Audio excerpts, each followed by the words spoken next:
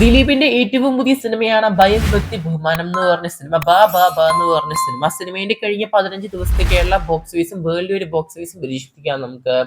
അതിന് പക്ഷേ എല്ലാവരും ഇത് കാണുന്നവരാണെങ്കിൽ സബ്സ്ക്രൈബ് ചെയ്യുക. സ്റ്റോക്ക് സീരീസ് യൂട്യൂബ് ചാനൽ ഭയം ഭക്തി ബഹുമാനം. നമ്മുടെ ധ്യാൻ ശ്രീനിവാസൻ, വിനീത് ശ്രീനിവാസൻ, ലാലേട്ടൻ അതുപോലെ തന്നെ ദിലീപ് അഭിനയിച്ച ഏറ്റവും പുതിയ മലയാള സിനിമയാണ്.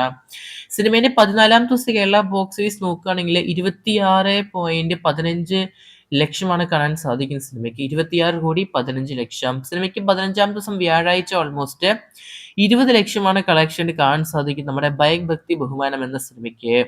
അങ്ങനെ ടോട്ടൽ സിനിമയ്ക്ക് കേരള ബോക്സ് ഓഫീസിന് 26,35,00,000ആണ് കാണാൻ സാധിക്കും നമ്മുടെ ഭയം ഭക്തി ബഹുമാനം എന്ന സിനിമയ്ക്ക്.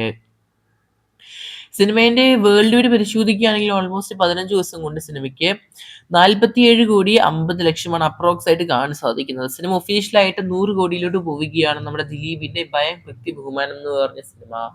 എന്തായാലും കാത്തിരിക്കും നമുക്ക് വരും ദിവസങ്ങളിൽ നമ്മുടെ ദിലീപിന്റെ ഭയം ഭക്തി ബഹുമാനം എന്ന സിനിമയുടെ ഒഫീഷ്യൽ 50 കോടി പോസ്റ്ററിനായിട്ട്. എന്തായാലും വളരെയധികം നെഗറ്റീവ് റിവ്യൂസ് ഉണ്ടായിട്ട് പോലും ദിലീപിന്റെ ഈ ഒരു മൾട്ടി സ്റ്റാർ സിനിമയാണെങ്കിൽ പോലും സിനിമയ്ക്ക് 50 കോടി ക്ലബിലോട്ട് എൻട്രി ചെയ്യാൻ സാധിക്കുന്നുണ്ട്.